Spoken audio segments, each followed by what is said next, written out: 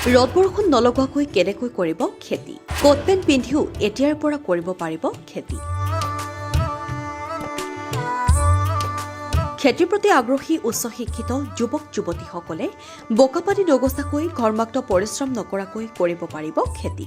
উন্নত দেশৰ উচ্চ শিক্ষিত যুৱক যুৱতীসকলে hydroponics, polyhouse farming, green house আদিত খেতি কৰে। এই পদ্ধতিসমূহেৰে খেতি কৰোঁতে গাত বোকা নালাগে, বৰষুণত তিতিব নালাগে আৰু ৰ'দত ঘাম উলিয়াই পৰিশ্ৰম কৰিব নালাগে। বিদেশ বা বহিৰাজ্যত যুৱক যুৱতীসকলে কৰাৰ দৰে অসমৰ যুৱক যুৱতীসকলেও কৰিব নোৱাৰে নেকি? ৰ'দ বৰষুণ ঘৰ্মাক্ত পৰিশ্ৰমলৈ ভয় কৰা যুৱক যুৱতীসকলেও উন্নত দেশৰ যুৱক যুৱতীসকলৰ দৰে কৰিব পাৰিব খেতি।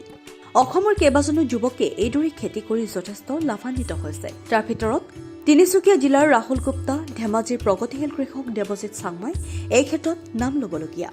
এনেকৈ নতুন পদ্ধতিৰে খেতি কৰাৰ ফলত বিভিন্ন দিশত লাভান্বিত হ'ব পাৰে। কম মাটিত অধিক উপাৰ্জন কৰিব পাৰিব এই নতুন পদ্ধতিবোৰৰ খেতি কৰি। অবতৰত খেতি কৰি অধিক দামত বিক্ৰী কৰিব পাৰিব ফচল। ৰ'দ বৰষুণৰ বতৰতো কাম কৰিব পাৰিব। উল্লেখ্য যে এই নতুন পদ্ধতিবোৰে খেতি কৰিবলৈ প্ৰথমে মূলধন অলপ বেছিকৈ লাগিব, কিন্তু 15-20 বছৰলৈ কম খৰচ, কম পৰিশ্ৰমত অধিক উৎপাদন কৰিব পাৰিব। নিউজ ডেস্ক ৰিপৰ্ট, অংকুৰিত অসম।